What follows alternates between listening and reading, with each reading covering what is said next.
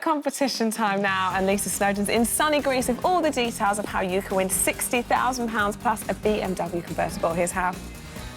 Your dreams could become a reality with our incredible double prize package worth over £100,000. Ah, my ride for the morning, Captain! There's £60,000 in totally tax-free cash. You could go on the adventure of a lifetime knowing your bank balance has been given a brilliant boost. I'm just off the southern coast of Greece on the Aegean Sea, and just look how crystal clear the waters are.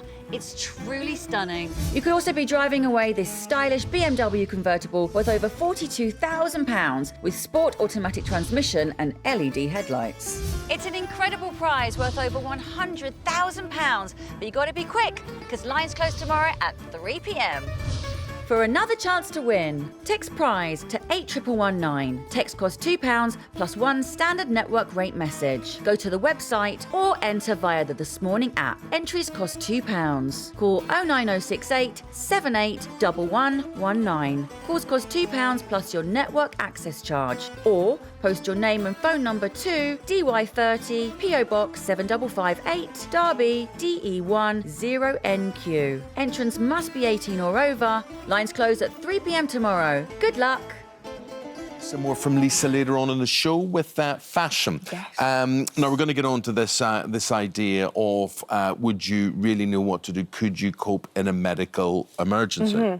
Well, last week, Dr. Ranj gave us a timely reminder of what to do if someone was choking, and it works. It really, really does work. We've had lots of messages of people watching you do this, and it, you know, becoming very, very useful. So today, Ranj is back with more life-saving advice. Where should we start today? OK, so I'm going to give you some statistics. So today we're going to talk about CPR, or chest compressions, particularly. If somebody has a cardiac arrest, their heart stops outside hospital, then there is a less than 10% chance of them surviving.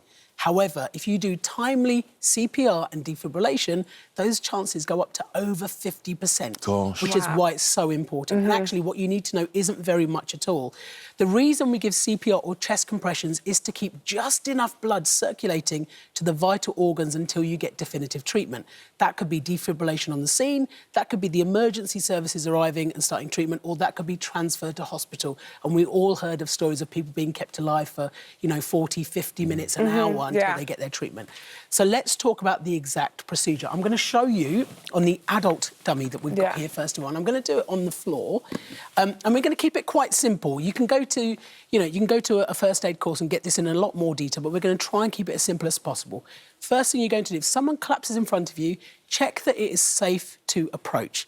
Next, check for a response, and that could be just a simple case of just shaking them very gently, calling out to them, and see if they respond to you. If they don't, shout for help, ask them to call 999 and ask them to get the nearest AED, or automated external defibrillator. Oh, I'd never remember that. Well, just AED is absolutely fine. Defibrillator is fine. If you're by yourself, you have to call 999 yourself and go and get one yourself before doing anything else. Right. OK, so don't start with this. Go straight to 999. The only times you do start is if it's a child or if it's a drowning victim. Other than that, if you're not sure, get help straight away. And these AED. Where, how sort of easily accessible they're are they? more Should and they more be prevalent. You can find them in football stadiums and supermarkets. I've sponsored one. There's a whole campaign. Yes, and you can go to, there is a website, I can't remember exactly what it is, but if you go online, you can find out where your nearest AED is. In a lot of public places, there should be an AED. So I knew they were called defibrillators, but I didn't know they were called AEDs. Automated external defibrillators, that's what they're. Right, so the first thing you're going to do then is check for signs of life. That could be movement, normal breathing, noise, if you know how to, check for a pulse. If you're not sure, or if there aren't any signs of life, then you start CPR, and you keep CPR going until either they come round, help arrives, or you become too exhausted to carry on. CPR stands for? CPR stands for cardiopulmonary resuscitation, but what we colloquially mean is chest compressions. And when you say come round... So if they become responsive, if they start to breathe normally, in which case you'd put them into the recovery position and wait with them until help arrives. If an AED arrives, then you attach it, and simply, it's so easy, it's foolproof. Follow the visual and audio instructions, and it will tell you exactly what to do. Now, Ranj is going to show you how to do this compression, and I Yes. think you have to be brave and not worry about breaking bones or anything. Don't worry. Don't worry about Broken that. bones will heal. But it's all about the rhythm, and Ranj is going to start the rhythm, and then we're going to do something which is not trivial. It's government advice, this. Yes. That we're going to play you a bit of music. Not now. We're going to start Ranj, and then we'll play the music. And so it may help you to hear this music, because basically what the government advice is that if you hear rhythm, a music, you may be able to remember the system And the easier. pace, I right, guess. so you start off, and then we'll play the music after 5 seconds. So CPR, chest compressions, in an adult or an older child, you're aiming for the middle of the breastbone, put one hand there, interlock your other hand over the top, interlock your fingers, make sure your arms are straight, you're going to bend from the hips, OK? And you're going to press at a rate of about 100 to 120 beats per minute. You see, if that doesn't mean anything to you, you're hearing a BG tune here, Staying Alive. So listen. That's at about 100 beats a minute, so you're aiming for at least that. You want to push at least 5 to 6 centimetres of the depth of the chest. And you're really using that kind of firm You're using bit of your the hand, heel aren't of you? your The hand, sort and you're of bending bottom from the of your hips. palm. Keep your hands in contact with the chest, but when you release each time, you want to come all the way up to allow the heart to refill with blood before you push Right. it again. Because remember, you're trying to keep the circulation going. Now, if you know how, after every 30 compressions, you give 2 breaths. If you don't know how to do that, then just give compressions only. Now, there are... And how do you do that? You just keep going at that rate, and it's just the continuous breaths, chest sorry, I compressions. mean. The breaths, you mean? Well, I would also only do this if you know how. It is about putting the head in a neutral position or slightly sniffing the air, as we call it. Pinch the nose in the older child or the adult. Circle the mouth with yours, and give them a quick, short, sharp blow to the chest. And you want to see the chest rise and come back down. Right. Don't worry about that if you don't know how. That's something that you might have learned on a course Give or compression only something. CPR. Right, OK. Now, there are some key differences to children, which I'm just going to quickly go through. It just doesn't even seem right looking at that little...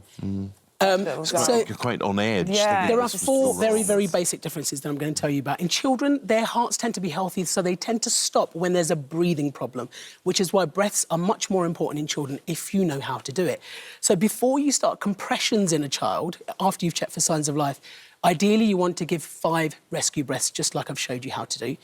And then you start your compressions, and giving compressions in a baby or a smaller child, obviously a big adult hand might be too much. Yeah. So you might decide to use 2 fingers in the middle of the chest, or you may decide to encircle your thumbs and your hands and do that. Or in a slightly older child, you may just want to use one hand. Again, you're giving 30 compressions to 2 breaths, if you know how, and you keep going until help arrives. The difference with children is you give 1 minute of CPR if you're by yourself before you go and get help or call 999 or an AED, purely because the chances of you relieving that breathing problem are actually probably quite high, and you could help them immediately rather than going away. Prolonging and getting it, help. yeah. If you don't remember the differences for children, please just use the adult sequence. Do you know, the lovely thing is, you say if you don't remember, thankfully, some of you do remember, and you remember in vital circumstances. Viewers to this programme, Ranj has done these procedures before, and you've gone out there and you have saved lives as a result, which is a brilliant thing. Which is so brilliant. Yeah, and the final thing I really want to show you really quickly is the recovery position. Right. So if somebody comes round and they start breathing normally, you want to stay with them, keep checking on them till help arrives. After the CPR. Pop them into the recovery position. Or if they're already responsive, you might want to do that. OK, fine. So I'm going to get you to lie down, Rochelle, if that's right. I would lie like down to on your add, back. I know there's been dogs and stuff on this rug, so I don't think that's dog. I think that's rust from the table. I've heard you've had the Hoover out today, Eamonn. Right. So what you do, lie down on your back, you want to kneel beside them. The arm that's nearest to you, put it at right angles to their body. The other hand on the opposite side, bring it to their opposite cheek and just hold it there. Then the opposite leg, the other side, just bend that knee to about 90 degrees. And then what you want to do, 3, 2, 1, roll them towards you. OK, so they're lying on their front. Their arm is supporting their body. Their other hand is supporting their head. Just open the airway, make sure it's open, so if they're sick or anything like that, they're not going to get in trouble. And keep checking on them until help arrives. OK. OK, that's it. Simple. And if you want any of that, all of that is on our website. It's on the This Morning app. The CPR's on there, choking advice is on there, putting someone in the recovery position is on there.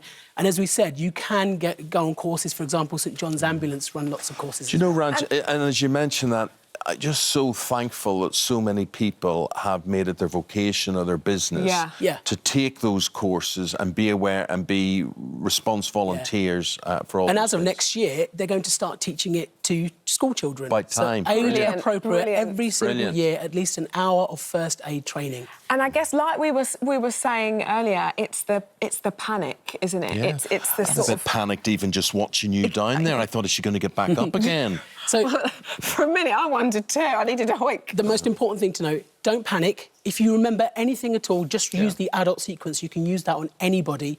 Doing something is better than nothing. Lovely. Thank you. Thank you, Ranj. Thank you very much indeed. Good luck if you're trying to do that. God bless you if you already do.